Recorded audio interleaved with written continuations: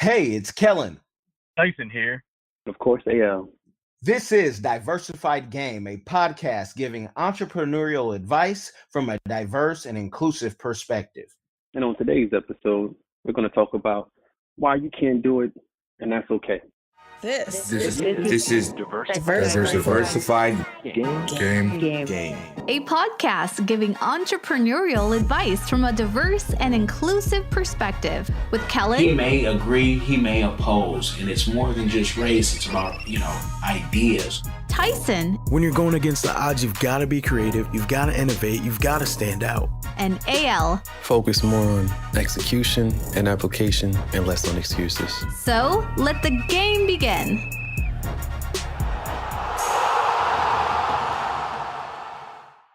Yeah, so why you can't do it and it's okay. What we're really trying to focus on today is to let you know that you need teamwork and you can't play every position. Picture, Ronald McDonald, the real clown, trying to cook the burgers, take the orders, clean the restaurant. He needs Grimace. He needs the Hamburglar. He needs his crew to do all those different functions. So you have to be okay with getting help. And a lot of solopreneurs find it difficult to go from taking your dream, getting your plan, setting your goals, and then including others to make this thing just blow up 10 times, 100 times, X, all that good stuff. So that's what we're going to share with you today, folks. Please give us your comments, make your comments if you agree or disagree. And what do y'all think? I'm definitely going to say that that's one of my biggest sticking points, I think, now is just being aware of what you are and aren't good at and all that, and knowing where your strengths and weaknesses are. So when it comes to what you can't do, I feel like this society with the participation trophies, everyone wins, and you tell Johnny good game even when he played horribly. My son played soccer, so I'm sure we'll get into some of the things that I said to my son, and he's 5, so everyone's clear on that, and how I speak to my 5-year-old. But you can't always be the greatest at everything, even when you're good at something overall. Like LeBron still has a weak point. I don't know exactly what it is, but he has it, okay? And it's in the game of basketball somewhere that LeBron has a weak point. But because he knows what he's good at, he doesn't focus on doing stuff that would expose his weak point. I can get with that. I can totally get with that. I'm a little bit on both sides, to be honest with you fellas. Okay. At least starting off, a lot of the motivation and the fire that kickstarted Why What Matters came from being in position to, well, you know what? Yo, let's do something. Let's build something. I want to build something with somebody and folks, that whole sort of thing. And when it came down to, really roll up the sleeves, the pants legs, the whole bit, it came down to I wouldn't necessarily say an ambition. It was probably just more so effort. And then I eventually got to a point where it's you know what? I'm just going to do it. I don't know any of this stuff, but I'm going to learn all of this. And I don't care how long it takes. It's going to get done. It might be a little whack at first. I remember being whack at a whole bunch of things, and then I started getting nice. Right. Started getting real nice. But you're built for that. You're built for that, though. I feel like you're built in such a manner that your hunger for knowledge and your hunger for gaining ability is what's shown through, not the fact that you didn't know it when you started. So I feel like there's definitely a delineation in personalities. And again, knowing if your strength is learning and applying, then by all means, there's a lot of things you're going to be able to do yourself because your strength is learning and applying.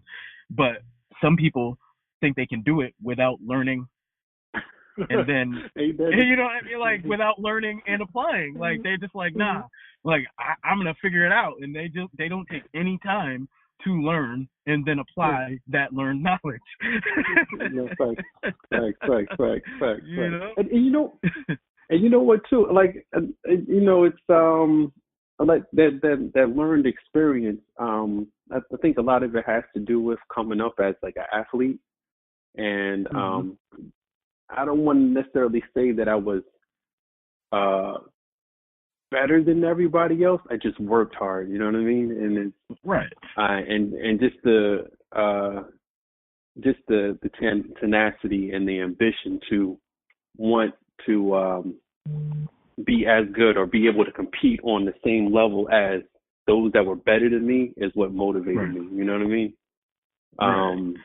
And then that kind of, a lot of that translated over to like the business side, and just seeing like a lot of success of people around me, the peers, the sort of thing. And it was like, wow, like these folks are being successful.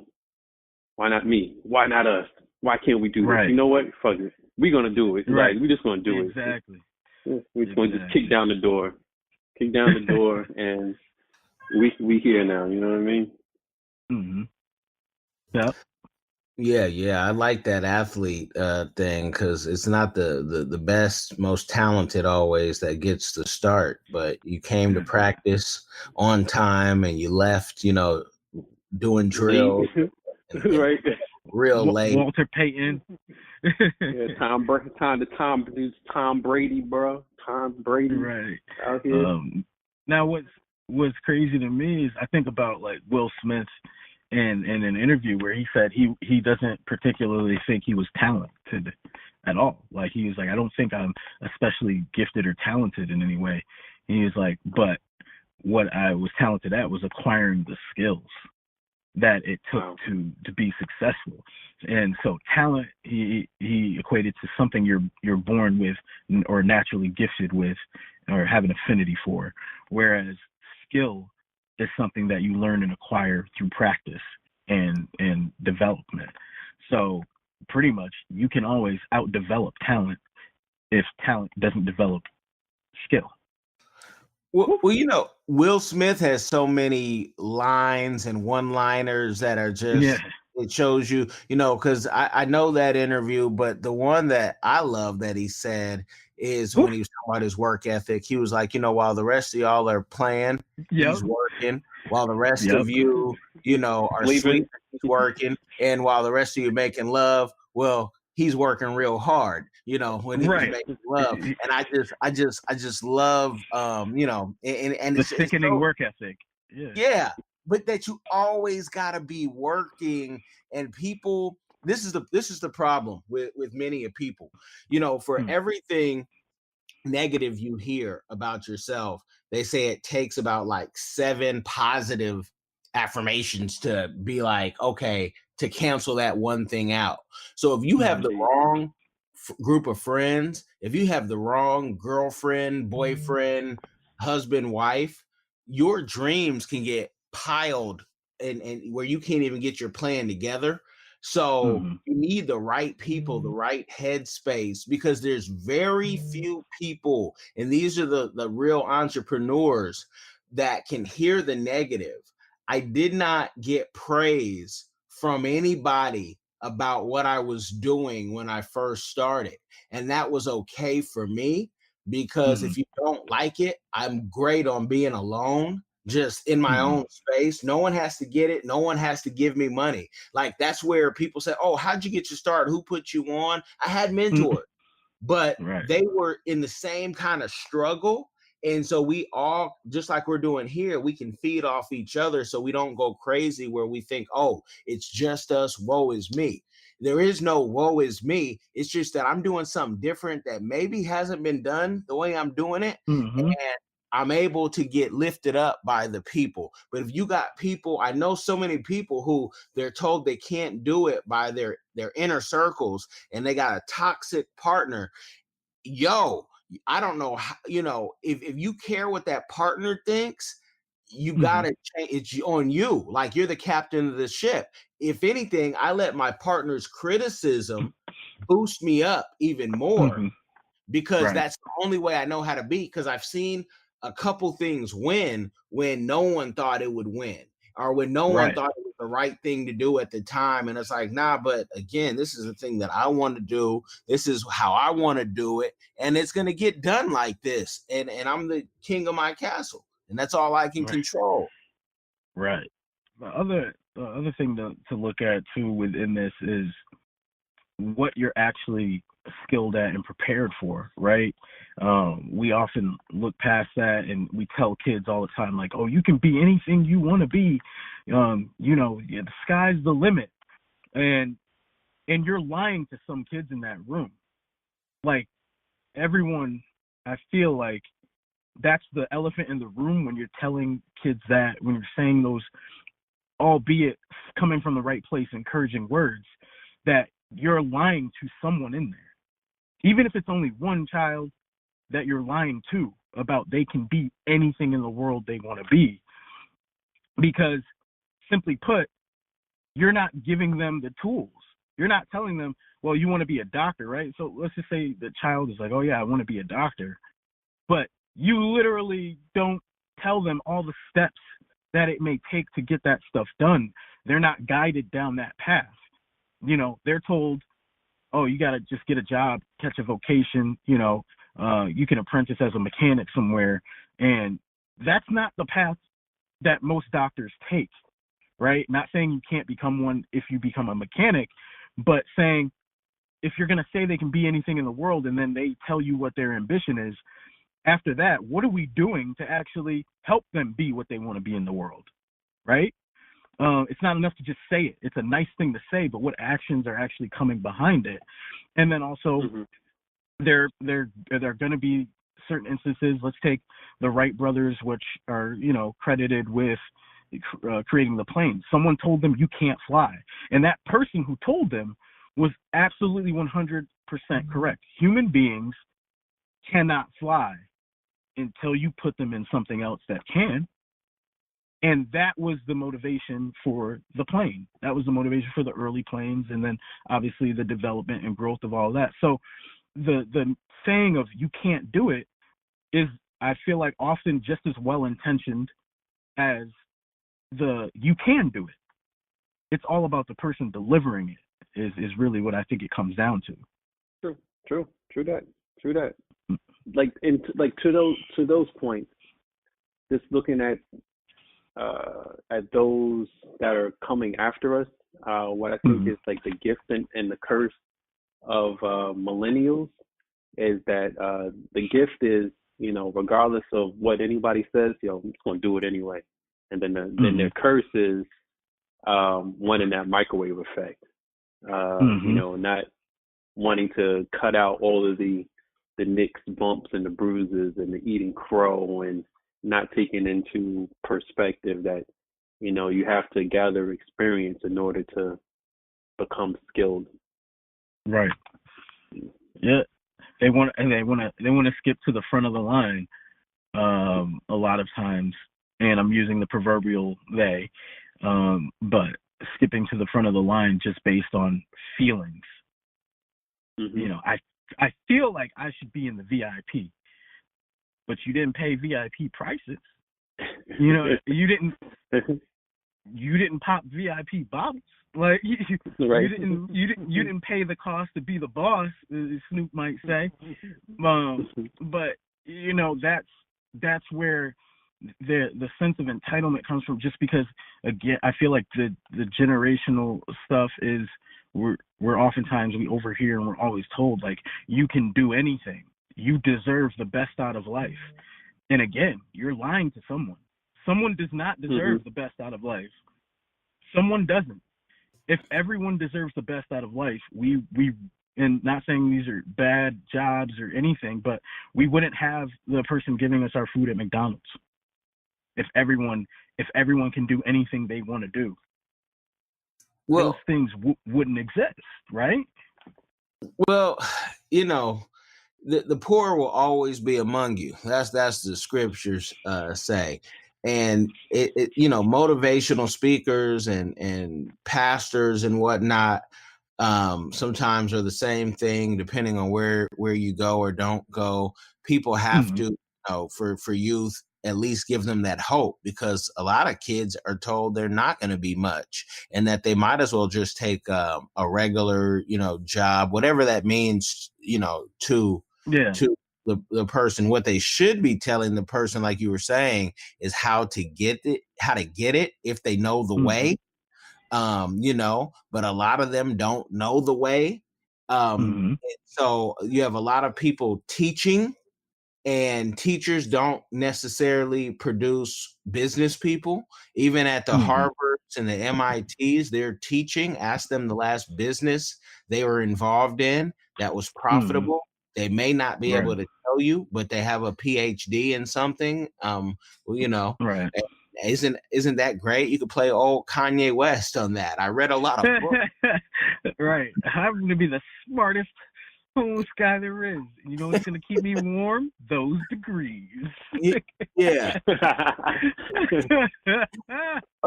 Broke 5 broke. But it's like, it's funny that you mentioned Kanye. He often gets criticized tremendously because he doesn't read. A lot of folks don't read. You know what I mean? You can gather experience without having to peel through pages of a book. Right. I believe that as well. There's certain things. Go ahead. No. I mean, go finish that thought, and then I'll double in.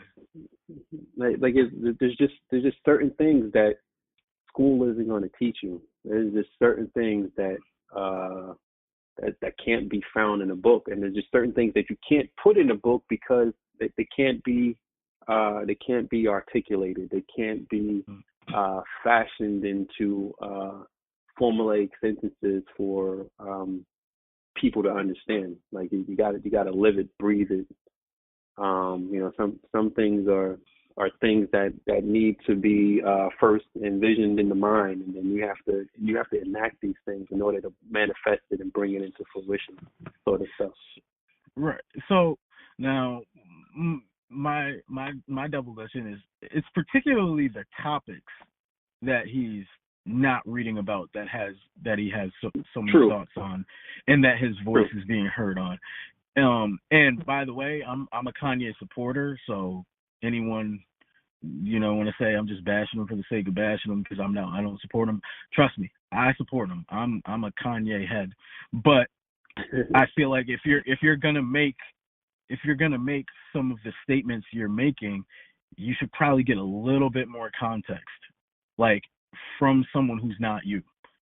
So understanding if you're going to make political statements and you don't understand how the political system works, at all, you don't know judicial, executive, legislative, you don't know that, and you're going to talk about what you want to see out of laws and tell people where to go to support this, but you don't even know where they should go to get that supported. You probably should just read. You should read that. At least read that. Don't make such bold, blanketed statements and not understand the processes of which our government even operates within. That's the part that I can't get behind, no matter how well-intentioned he is, because that is clearly a misdirection. And at the same time, I feel like some of it's intentional. That's why he's allowed at the White House, because his lack of knowledge in those departments does a couple of things. If he's supposed to be one of the highest among the minorities, and he's not paying that type of attention, it's easy to point to him and go, well, then that's how they all are, because that's what often happens. You get one, and they use that as a representative for all. So if he's misinformed and he has the time to read and is claiming to be such a genius, and he's misinformed and doesn't understand the process, then how would we expect any of them to understand the process and get it? And I feel like that hurts.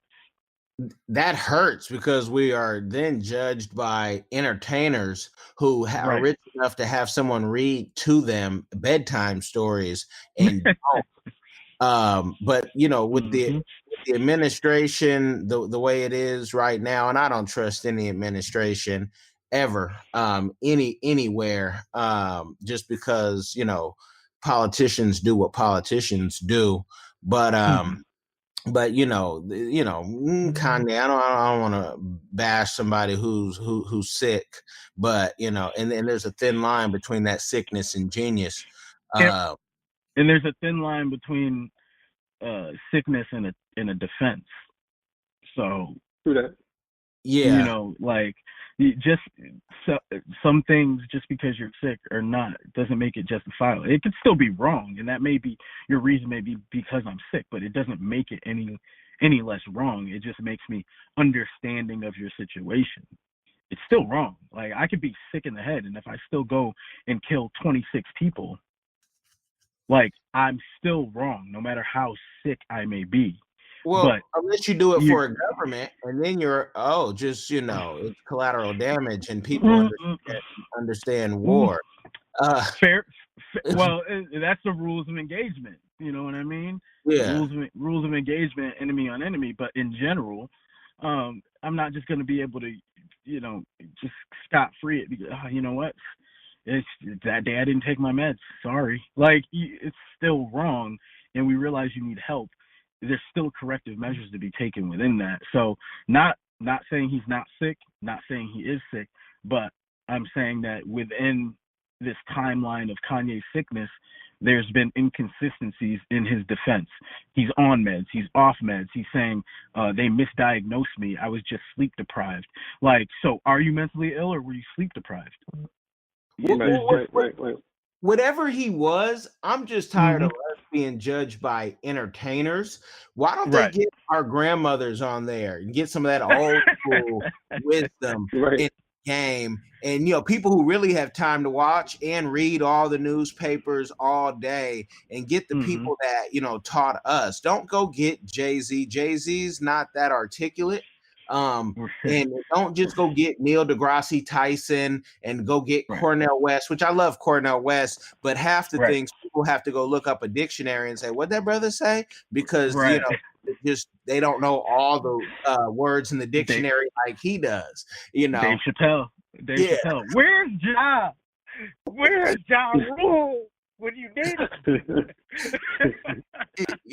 it? Go get our grandmothers to say, and that's why I said we need the old to say, hey, I have this. I remember getting some money, and I asked my grandmother what I should do with it, and she told me. She said, save it. It won't rot. Don't do nothing.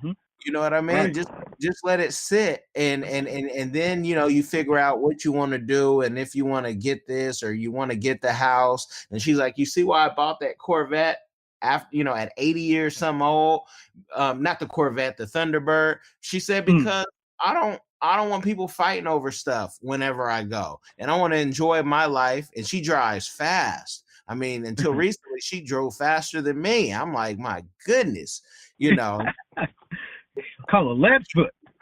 Yeah, I can't keep up. And now she doesn't drive anymore. But it's they need to stop looking at our entertainers like they're speaking for us, because even our activists aren't speaking for us, because the activism is a high-paying job, and you got to be on point, especially if you're on the big networks, and they don't look how they just did Mark Lamont Hill say one thing, you guys take it out of context, and now he's supposed to be Hamas. He's out of a job. You know what I mean? And they try to take his tenure away. They wrestled with that. Like, you can't take a tenure away from a professor off something he said. There's been worse things said and done by tenured professors, and you want to take that? You got to be voted in. That's the mob, and you do what? So don't just take the people that you see on TVs for speaking for us as a community, because Black folk are multifaceted, just like everybody else. And we all don't think the same, but these entertainers don't speak for me. The politicians don't speak for me. If you really want to know who speaks for me, ask me or ask the collective, and you probably won't like it. I'm gonna say, ask Dame Dash. I'm feeling what Dame said.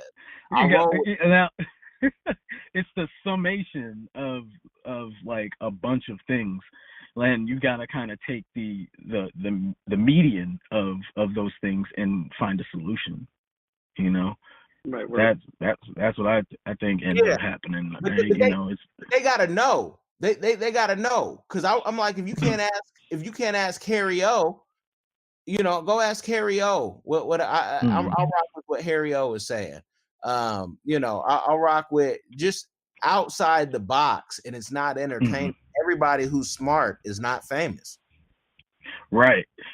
And everybody who's famous is not smart.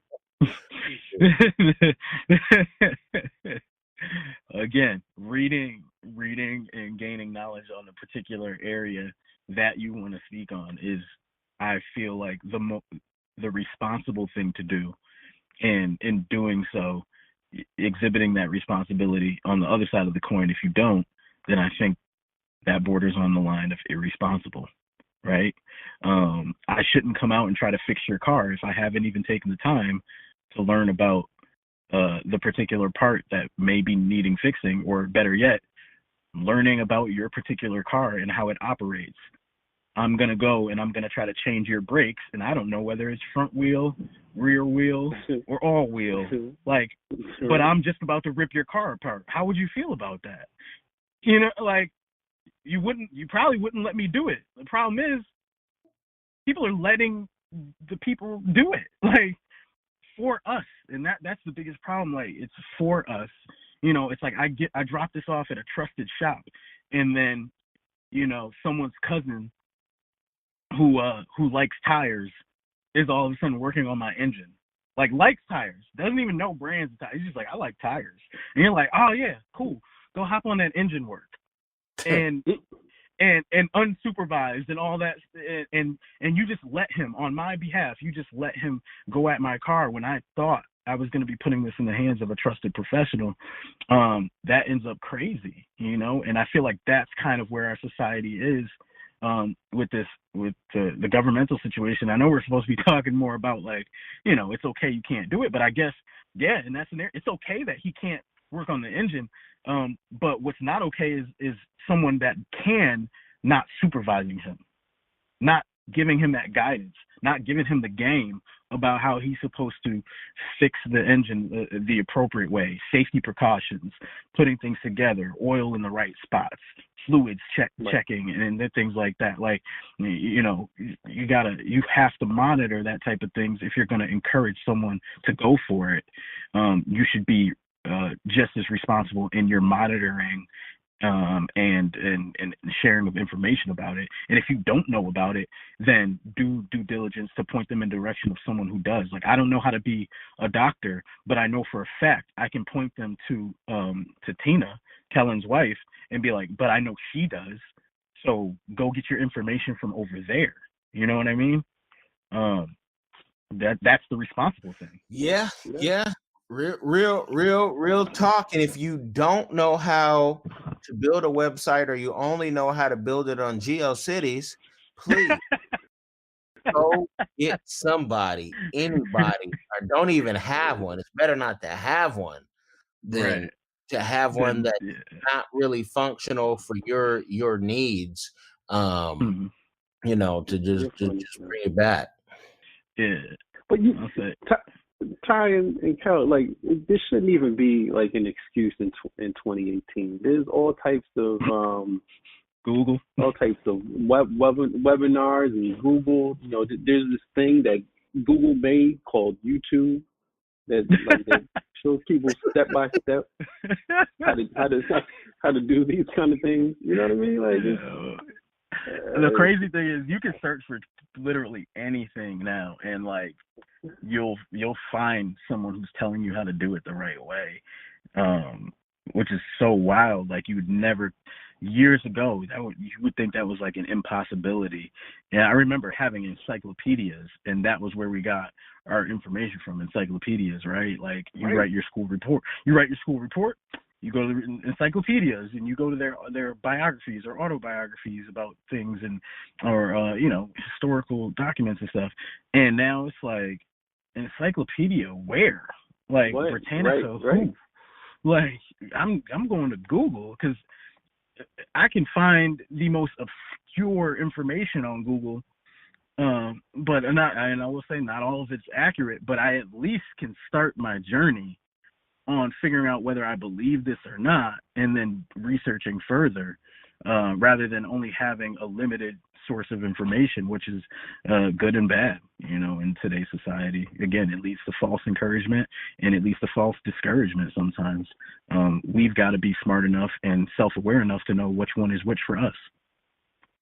Yeah, and to answer you, AL, some of the people we're talking about, you say Google, that's too much, even to, you could even talk to text on the Google and they'll be like, I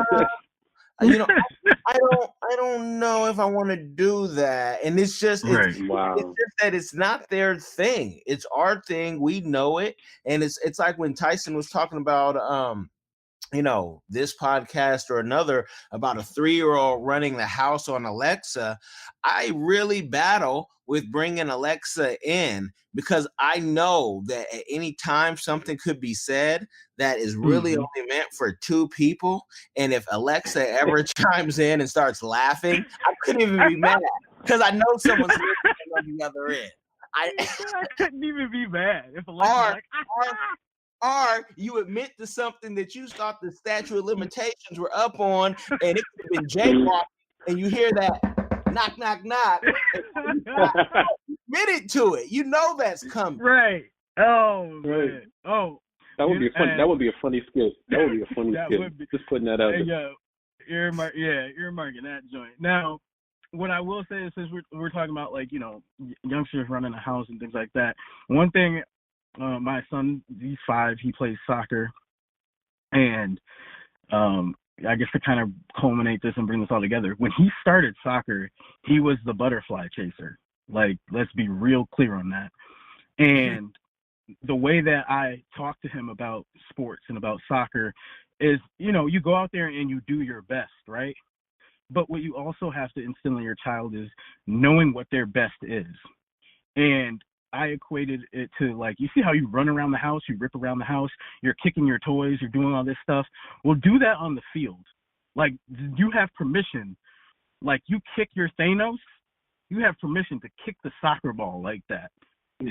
you how you run and jump and do all that. When a kid falls in front of you, don't fall over him, jump over him like you jump over our couch. Do that stuff. And now knowing how to redirect his focus and how to redirect him, he went from the butterfly chaser and into a kid that was scoring 2 goals a game and loving it and having fun still and still finding that team camaraderie at 5 years old. And initially when we watched it on the film, we're like, oh man, we don't know if this kid can do this. But reframing it and putting it in a way that he could understand and explaining it's okay that you aren't the fastest one on the team, because he was the youngest one on the team. It's okay if you haven't played soccer before and this is your first time. Let's focus on the things that you can do. You can run, you can jump, you can kick. I need you to do it in that direction. And that was it. So again, it's okay that you can't do something. Just don't stay not being able to do something, and it may not be that particular thing that you're meant to do. You can always find something else that is suited for you, your abilities, your skill set, and then finding someone who can mentor you in that direction. Nah, that's good and positive, because I played soccer, but football was the thing, and it was either you're gonna hit over there or you're gonna get hit. Coming this way, wasting all this money and time. You better hit, Right. Yeah. So I think this is a good place to stop our dialogue for this episode and allow you, the listeners, to join the conversation and keep the dialogue going with us online. You can do so by visiting our social media at Facebook, Diversified Game Podcast, on Instagram and Twitter, Game Diversified, online, diversifiedgame.com. In your life with the people around you, and or join our Patreon and get some nice perks for being involved. If you found a nugget and or liked today's episode, you might as well leave a review. And if you leave a review, you might as well share it. If you share it, you might as well subscribe. And as always, thanks for your support.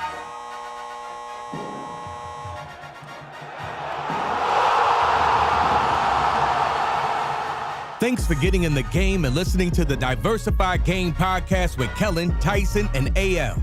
The #1 show pairing entrepreneurship with diverse and inclusive perspectives like wine and cheese, bagel and lox, fish and grits. Be sure to visit diversifiedgame.com for all the good stuff. Join in the conversation and discover more content.